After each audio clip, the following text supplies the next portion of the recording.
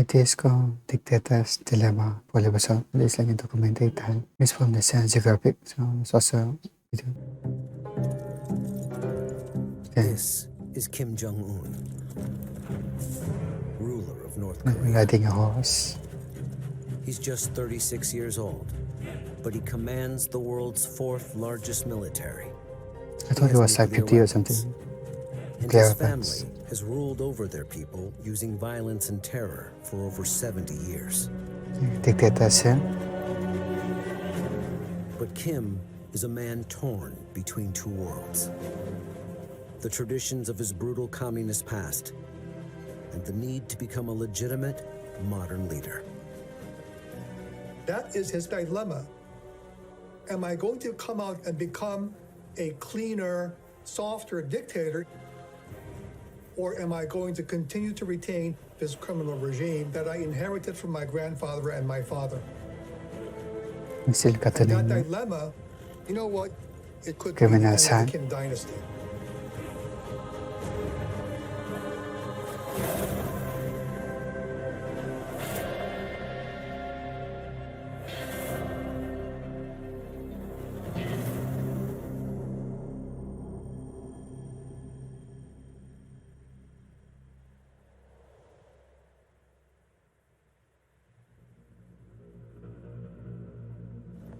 Okay.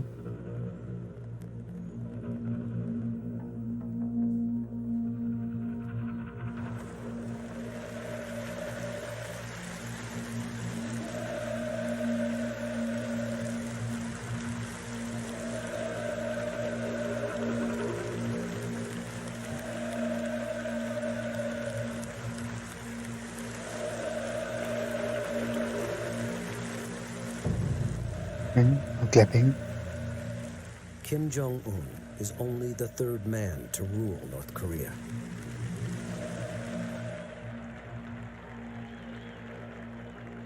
He is following his grandfather and father in the role of supreme leader. They rule over their people as gods.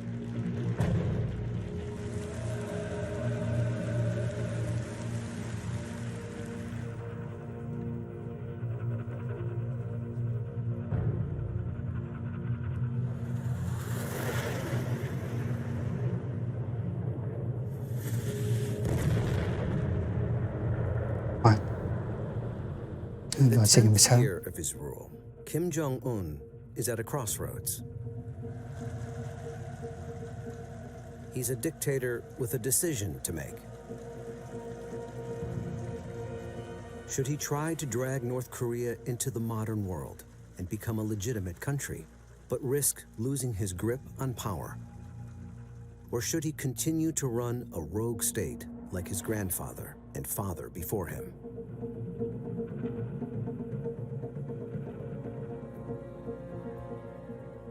If I compare it to a movie, I would say it's Godfather 3. And that's when Michael Corleone wants to become a legitimate businessman and head of a business conglomerate out from the shadows of the mafia regime that he inherited. But without the mafia state, the Kim regime would not function. Why? Because it is under heavy sanctions, the only way that it can make hard currency is by illicit trade. The North Korean regime is in many respects a huge criminal cartel. Guns, drugs, counterfeit cash, and cybercrime bring in an estimated $2 billion a year for Kim to spend. 2 billion. That's his personal piggy bank. And that is the way the Kim Jong-un regime is sustained.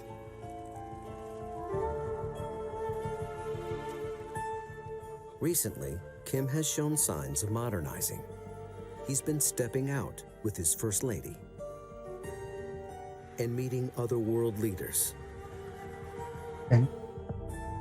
But in 2017, he was dragged back into his family business.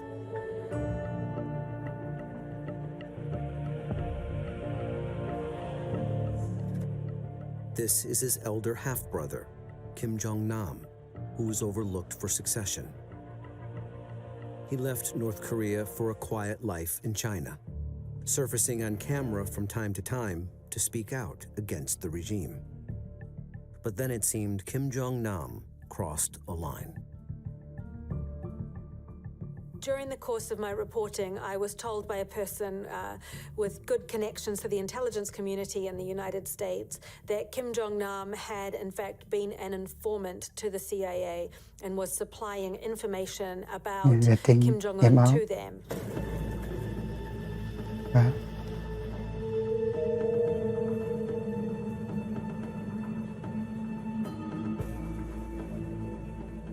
These CCTV images show him meeting his suspected handler.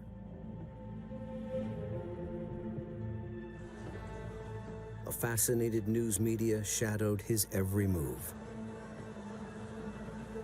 He still had very good connections to the regime. So for the CIA to be able to recruit Kim Jong-nam as an informer and to get whatever information he had, it would have been a huge deal for them. This would also have been considered very treasonous by Kim Jong-un.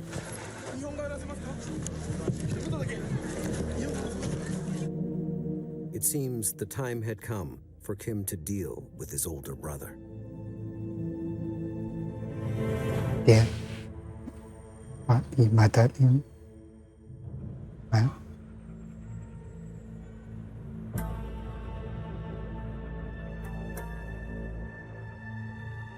Kuala Lumpur.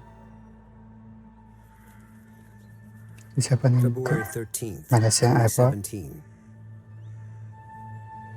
Kuala Lumpur International Airport. Kim Jong-un's brother enters the terminal unaware that two female assassins are also at the airport. Yes.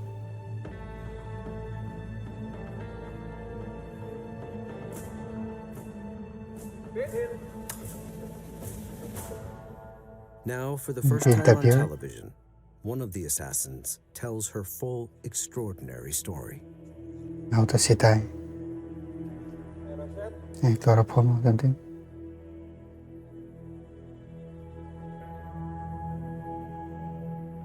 It begins with her being recruited by a man who claimed to be a TV producer.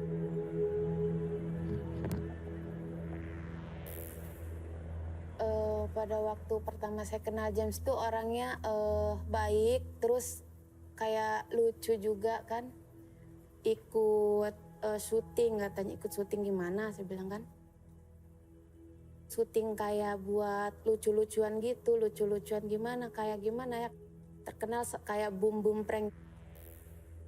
Jadi saya juga mikirnya, oh ya udahlah gitu. For months, Kim Jong-un's agents groomed City and another young woman to ambush unsuspecting members of the public and smother their faces with cosmetic creams. Cosmetic What they cream. thought were hidden camera show stunts.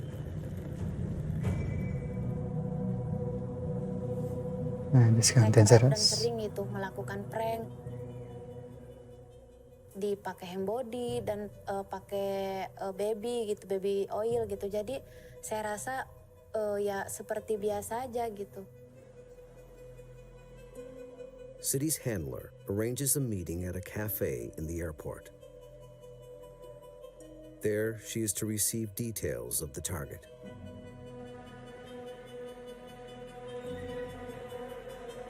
See the one. Terus pas hari hanya kan, kebetulan kan memang di KLA kan lumayan rame.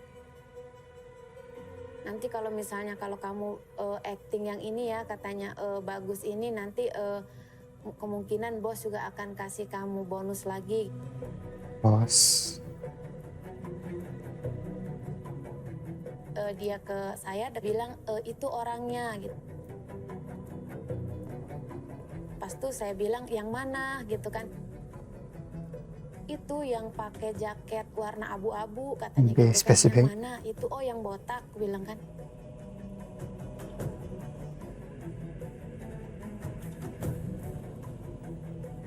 Kasih oh ya gitu saya ke tangan saya gitu. This time, it isn't baby oil, but a deadly nerve agent. Right. As Kim Jong-un's brother heads to his flight, the two women make their move. Langsung kayak mengamuk gitu, habis ngamuk saya juga grogi. Cepat mungkin kan meninggalkan juga, ya udah aku juga buru-buru.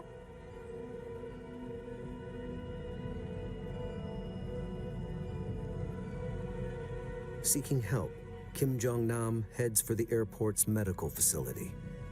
May still lang. Let's just start to repair. So at this point, Kim Jong-nam is in the infirmary and he is behind the door. And this is where this image gets very scary. There's a gentleman in all black walking near this door, okay? And he's got a rolly suitcase. What's this? He's checking in to make sure that Kim Jong-nam is receiving medical treatment. This is one of the operatives. It's a very elaborate operation. It's very old school. The operation plays out like a Cold War spy caper. There are lookout men, a chemist to handle the nerve agent, a getaway driver, and a team leader, codenamed Grandpa. The young women have no idea what they've done.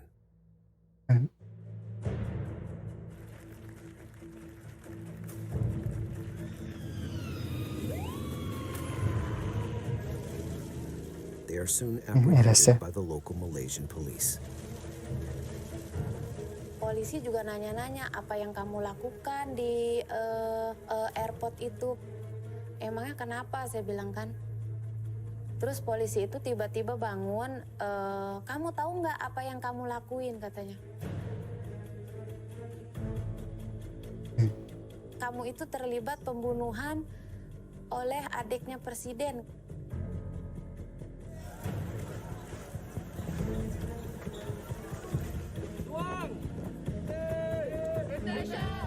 The trial creates shockwaves around the world. She's been charged for the most serious crime in the country, the crime of murder. For the offense of murder, there's only one punishment, and that is death, by hanging. There. Okay.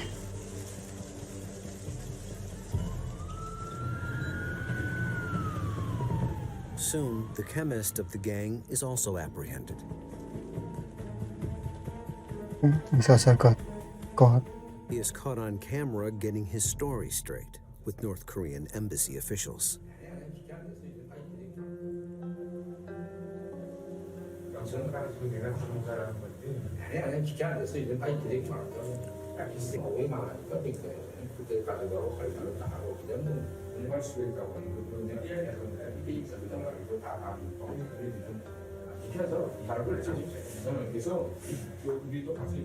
This video evidence helped to build a picture of a ruthless political assassination. Both women were released after spending 2 years in prison. Yeah, at least. Sebelum That's kejadian nice. ini terjadi, saya nggak tahu menau tentang Kim Jong-un. Nggak nyangka bisa sejauh ini terlibat terlibat kasus pembunuhan gitu.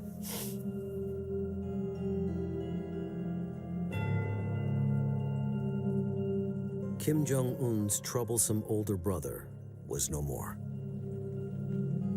Kim Jong-un's half-brother died in such a terrible, humiliating way on camera. And Kim probably was very pleased that he was able to watch all of this.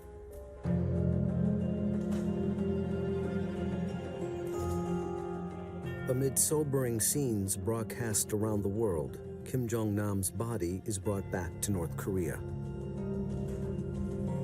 It's accompanied by the same men spotted in the airport on the day he was murdered.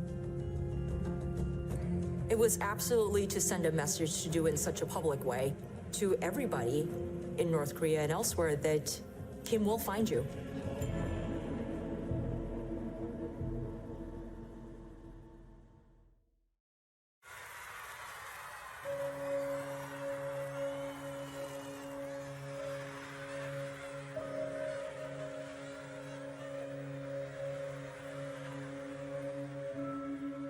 Kim Jong-un is changing his country with a new style of leadership. It includes photo ops, North Korean style. Many think he's been influenced by the time he spent as a teenager in Switzerland.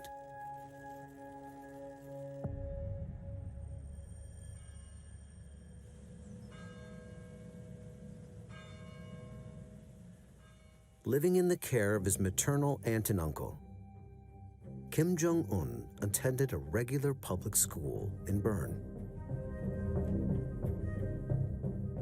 My name is Nikola Kovacevic, and I know Kim Jong-un from my school in Switzerland. So this is pretty much Un as I remember him, wearing a typical sports outfit, very American. He was wearing Chicago Bulls shirts, shorts, and Michael Jordan shoes. We were quite impressed by that.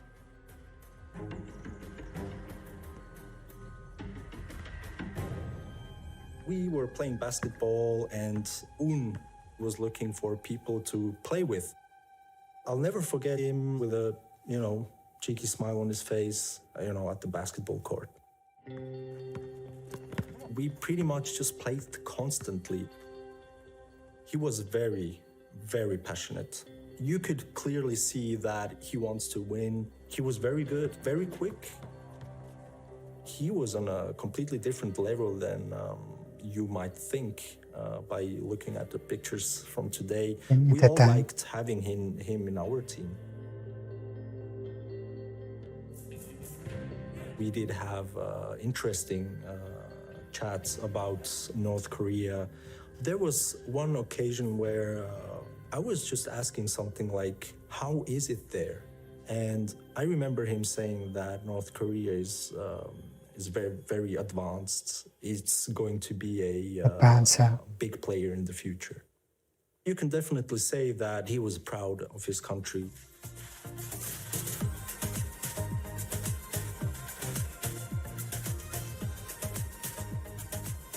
He really enjoyed kind of the life of being a rich kid in Europe. He saw NBA games in Paris. He went off skiing in the Swiss Alps.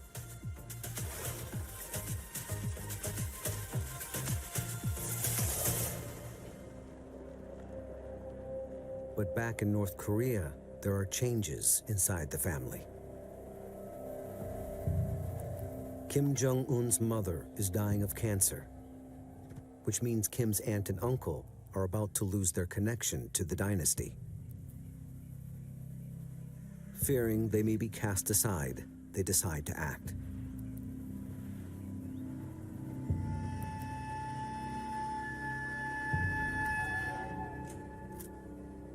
Slipping out of the house under cover of darkness, his aunt and uncle take refuge in the U.S. Embassy. Claiming political asylum, they are spirited away to a military base in Germany. Kim Jong-un was at home. They did not say goodbye. They left him in the middle of the night. It must have been an extremely traumatic experience for Kim Jong-un to be abandoned like that.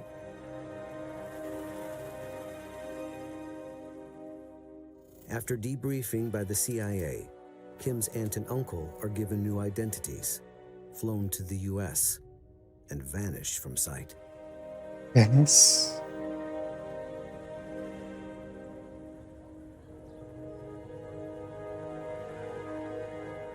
For the past 20 years, they have been living this completely anonymous life in Middle America, running a dry cleaners.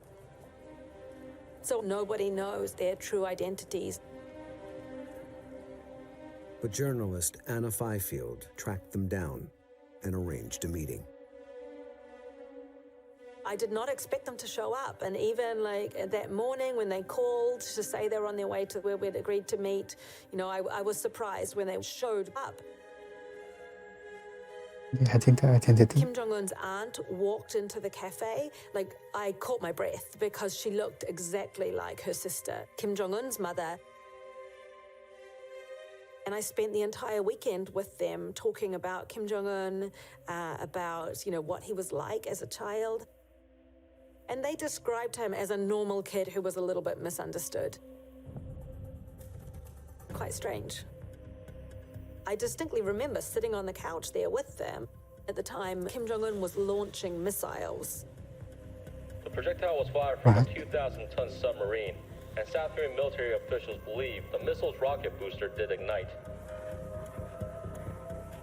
There's Kim Jong-un in a submarine looking at missiles, and the uncle said, they never say anything good about him. Kim Jong-un never completes his studies in Europe. Age 17, he's recalled to North Korea.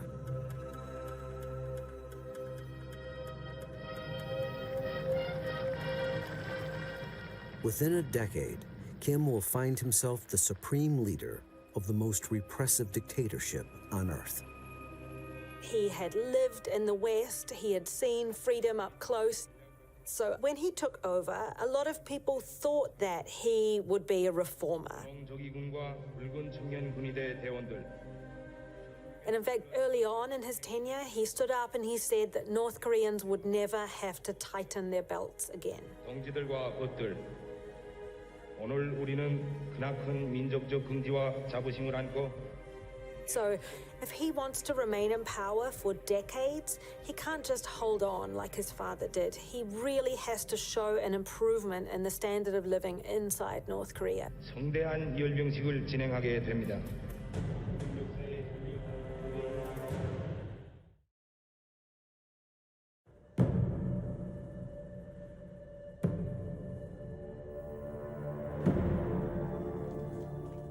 Kim Jong-un is the only ruler of North Korea to have lived in the West.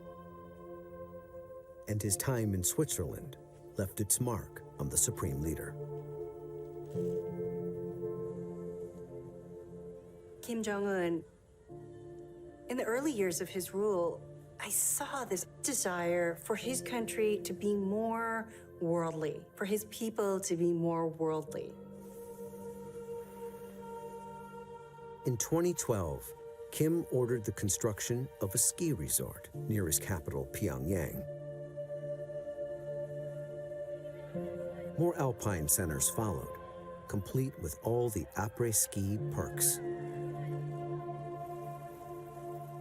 I was one of the first foreigners to visit a little piece of Switzerland in North Korea.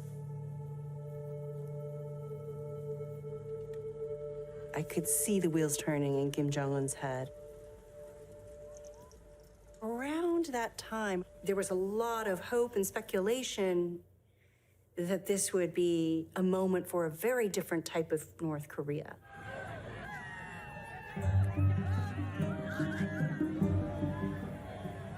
Kim builds his citizens theme parks and shopping malls, all in the name of North Korea's bright economic future.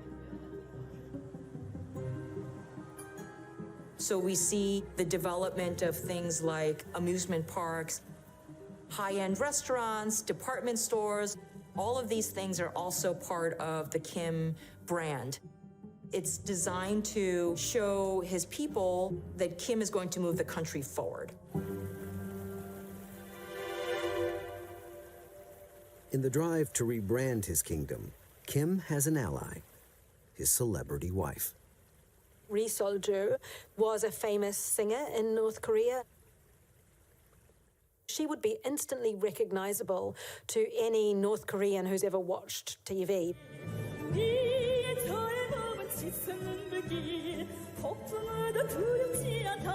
Singer. In 2018, Kim changes his wife's official title from comrade to First Lady. She has a very distinct role. She's very much like the Kate Middleton of North Korea. She is there to kind of humanize her husband, but also the two of them together are supposed to be a kind of modern aspirational couple. They're showing the future of North Korea. Leading North Korea into the future presents Kim with another challenge. In a digital age shaped by the internet and social media, Kim is under pressure to ensure his people aren't left behind. If he's going to rule for decades to come, he has to build his loyalty base. He wants to woo his generation. So he started experimenting with internet access, expanding cell phone access. Those are all monumental Only now? changes for a country like North Korea. Recently, Kim has gone further, Authorizing authorizing North Korea's very own social media stars. This is where a big concert is going to take place. The occasion is to celebrate the music. They even have their own influencers now.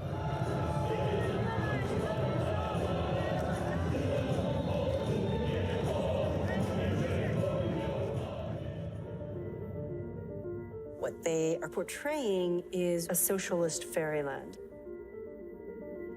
It's just absolutely amazing. And it's so carefully cultivated.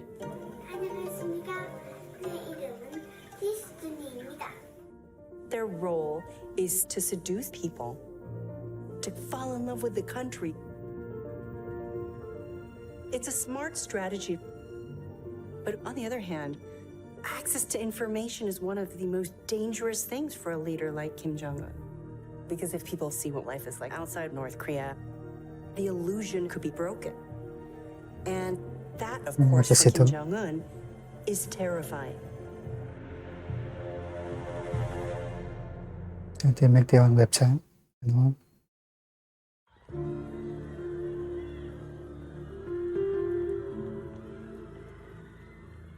For 75 years, the Kim family has relied on strength and terror for their survival. As Kim Jong-un attempts to transform himself from godlike tyrant to an approachable human leader, he needs backup within the family to maintain the dynasty's grip on power. But who can he rely on?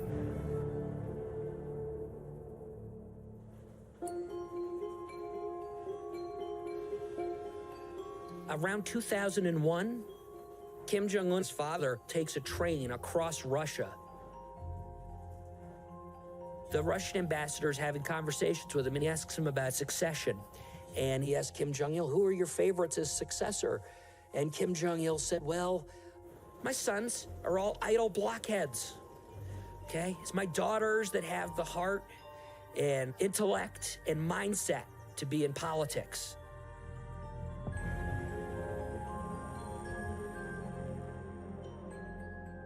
Born 4 years after Kim Jong-un in 1988, Kim Yo-jong is nicknamed the Sweet Princess. Until the death of her father in 2011, Kim Yo-jong's existence was a closely guarded secret, even inside North Korea.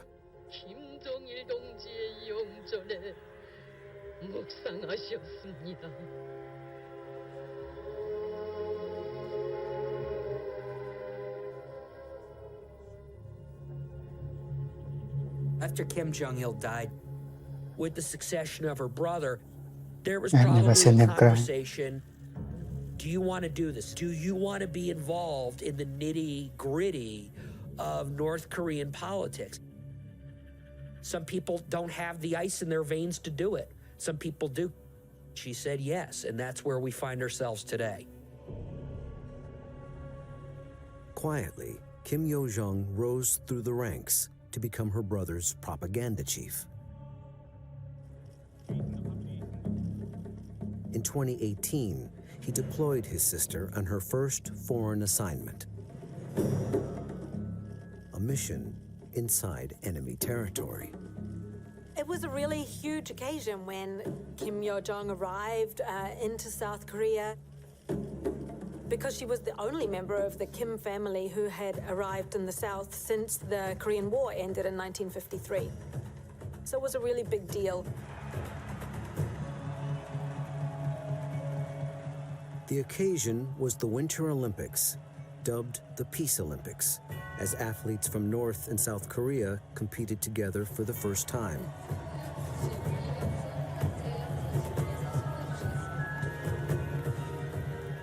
There was an ice hockey game where the two Korean teams joined together as one, and she was in the stands in the VIP section. I was able to walk down to see her in the flesh. She was very kind of enigmatic. She always had this kind of sphinx-like smile on her face. She said very little. So she became a real object of fascination at that time amongst South Koreans.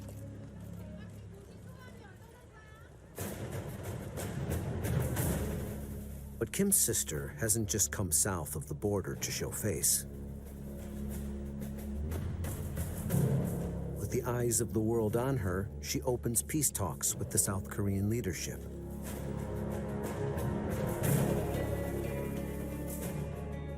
Kim Yo-jong is becoming indispensable to the family firm. She is the one that approves all the media and press and writing that comes out in English in North Korea. Any piece of paper and any email that gets directed to Kim Jong-un is most likely viewed by her. And that's a critical thing to have. Controlling. The sweet princess isn't only Kim Jong-un's right-hand woman. Recently, she's become a deadly player in her own right. I believe there have been people that have been shot on the orders of Kim Yo-jong. That's Kim Yo-jong's psychology. She's a shark. Okay. So I need to do the close-ups.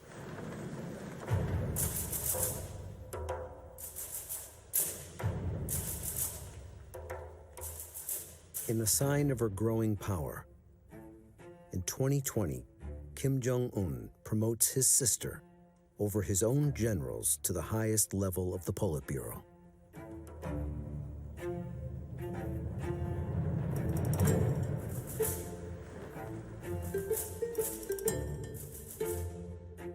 Kim Yo-jong's prominence has dramatically increased in 2020.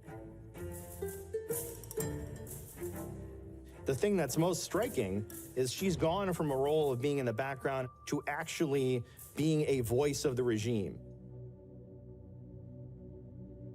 Kim's sister goes on the attack, threatening South Korean activists who continue to drop propaganda leaflets over the border.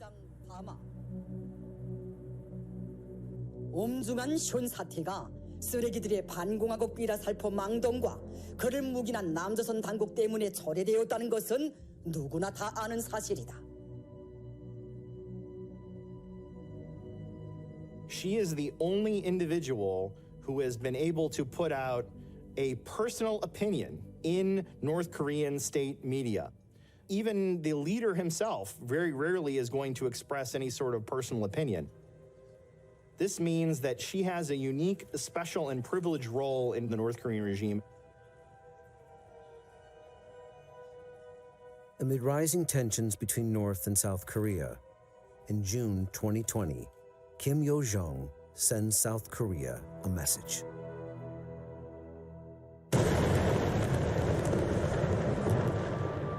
Blowing up the government complex used for talks between the two sides.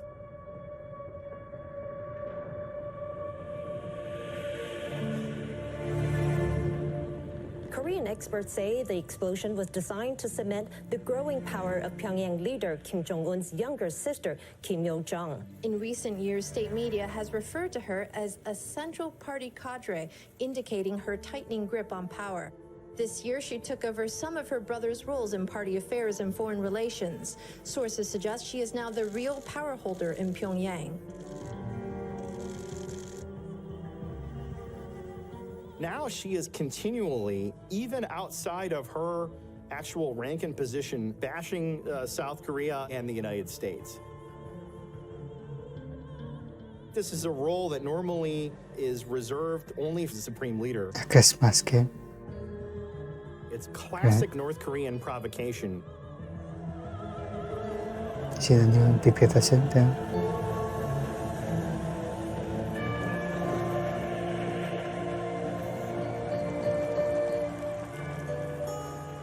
It seems Kim is on his way to resolving his dilemma: how to modernize the country without losing control. The answer: a dual dictatorship. Dual na. His sister keeps order with the traditional tools: fear, aggression, and discipline, while Kim reinvents himself as a modern politician with a kinder, gentler image. We have to remember, when we're talking about Kim Jong-un, his main aspiration and his main focus as a leader right now is resetting the North Korean political system so that he becomes more above the fray and doesn't necessarily have to sign off on any individual public execution. Kim Jong-un does not want to be seen as a person who criticizes and badmouths, other leaders. So he leaves the dirty work in some respects for Kim Yo-jong to do. Kim Yo-jong is the bad cop. Kim Jong-un gets to look like a cool-headed leader. But in his bid to secure the dynasty and hang on to power, Kim is only halfway to the summit. To transform North Korea into a truly modern society, he must step onto the global stage and bring an end to 7 decades of isolation from the outside world. Yes, sir.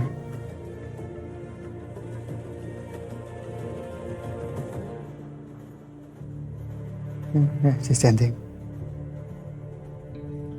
It was very good documented. I know this video is going to get through the two dictatorship. They are becoming more powerful and it's not looking good. They have the nuclear warheads. So in the video, they are seeing this video.